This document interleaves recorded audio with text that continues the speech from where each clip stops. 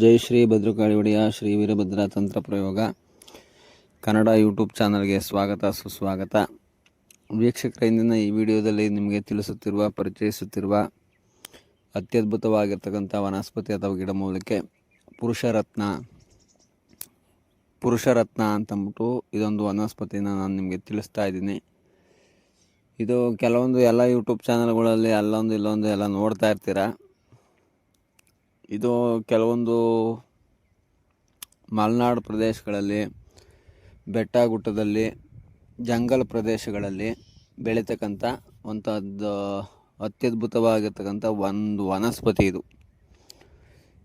ಇದನ್ನು ಆಯುರ್ವೇದಿಕ್ ಪದ್ಧತಿಗಳಲ್ಲಿ ಕೆಲವೊಂದು ಪುರುಷರತ್ನ ಅಂತಂದರೆ ಪುರುಷರಿಗೆ ರತ್ನವಾಗಿರೋಂಥದ್ದು, ಅಂದರೆ ಪುರುಷರಿಗೆ ಬೇಕಾಗಿರೋಂಥ ಒಂದು ರತ್ನ, ಅತ್ಯದ್ಭುತವಾಗಿರ್ತಕ್ಕಂಥ ಒಂದು ವನಸ್ಪತಿ ಇದು.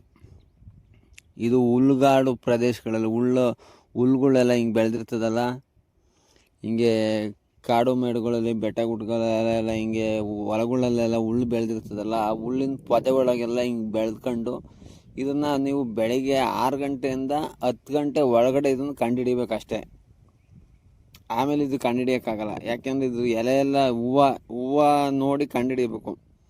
ಹೂವು ಕೆಳಗಡೆ ಒಂದು ಸ್ವಲ್ಪ ಬಿಸಿಲು ಬಂತು ಅಂದರೆ ಹೂವು ಬಿದ್ದೋಗ್ಬಿಡ್ತದೆ, ಹೂವು ಒಣಗೋಗ್ಬಿಡ್ತದೆ, ಇಲ್ಲ ಬಿದ್ದೋಗ್ಬಿಡ್ತದೆ.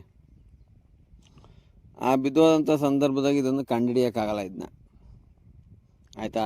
ಇದ್ರ ಬೇರನ್ನು ಉಪಯೋಗಿಸ್ಕೊಂಡು ಕೆಲವೊಂದು ಆಯುರ್ವೇದಿಕ್ ಪದ್ಧತಿಗಳಲ್ಲಿ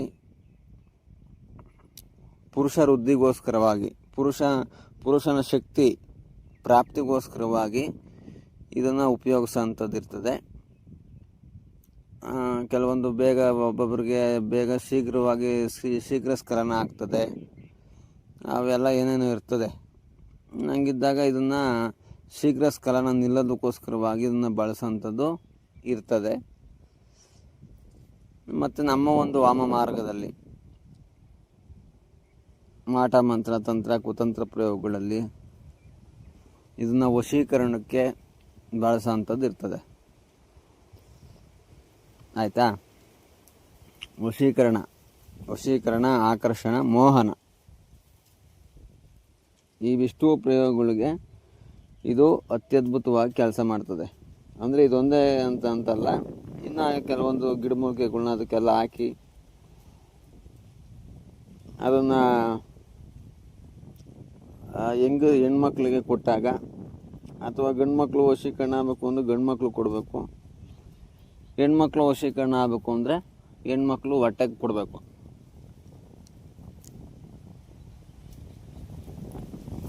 ಆಯಿತಾ. ಇದೊಂದು ಪರಿಚಯ, ಇದು ಪರಿಚಯ ಮಾಡ್ತಿರೋದು. ಇನ್ನು ಕೆಲವೊಂದು ವಿಚಾರಗಳಿದ್ದಾವೆ, ಅದನ್ನ ಮುಂದಿನ ದಿನಗಳಲ್ಲಿ ತಿಳಿಸ್ಕೊಂಡು ಕೊಡ್ತೀನಿ. ಮತ್ತು ಇದನ್ನು ಸಾಕಷ್ಟು ರೀತಿಯಲ್ಲಿ ಪುರುಷರತ್ನ, ಅತಿಮಧುರ, ಒಂದೆಲುಗ, ಜ್ಯೇಷ್ಠ ಮಧು ಅಂತ ಅಂತಾರಲ್ಲ. ಜ್ಯೇಷ್ಠ ಮಧು ಅಂತಂದರೆ ಇದೇನೆ. ಜ್ಯೇಷ್ಠ ಮಧು ಅಂತಂದರೆ ಅತಿ ಮಧುರನ ಜ್ಯೇಷ್ಠ ಮಧು ಅಂತ ಕರೀತಾರೆ, ಆಯ್ತಾ. ಮತ್ತೆ ಜೇನುತುಪ್ಪ, ಮತ್ತೆ ಕರಿ ಹಸುವಿನ ತುಪ್ಪ, ಇವಿಷ್ಟನ್ನು ಸೇರಿಸಿ ಕುಟ್ಟಿ ಚೂರ್ಣ ಮಾಡಿ ಎಲ್ಲ ರೆಡಿ ಮಾಡಿ ಅದನ್ನು ಹೆಣ್ಮಕ್ಳು ಹೊಟ್ಟೆಗೆ ಹಾಕೋದ್ರಿಂದ ಅವರು ಶೀಘ್ರದಲ್ಲಿ ಗಂಡನ ಜೊತೆ ಜಗಳ ಆಡಿರ್ತಾರೆ, ಅಣ್ಣ ತಮ್ಮದಿರು ಜಗಳ ಆಡಿರ್ತಾರೆ, ಅಕ್ಕ ತಂಗಿದಿರು ಜಗಳ ಆಗಿರ್ತಾರೆ, ಈ ಥರದ್ದೆಲ್ಲ ಇರ್ತದೆ. ಈ ಥರದ್ದೆಲ್ಲ ಒಂದುಗೂಡೋದಕ್ಕೋಸ್ಕರವಾಗಿ ಇದನ್ನು ಬಳಸೋಂಥದ್ದು. ಇದಕ್ಕೆ ಸಂಬಂಧಪಟ್ಟಂಗೆ ವಿಚಾರಗಳು ಸಾಕಷ್ಟು ರೀತಿಯೆಲ್ಲ ಇದ್ದಾವೆ. ಅದು ದೊಡ್ಡ ಮಟ್ಟದಲ್ಲಿ ಇರೋಂಥ ವಿಚಾರಗಳು ಇದ್ದಾವೆ.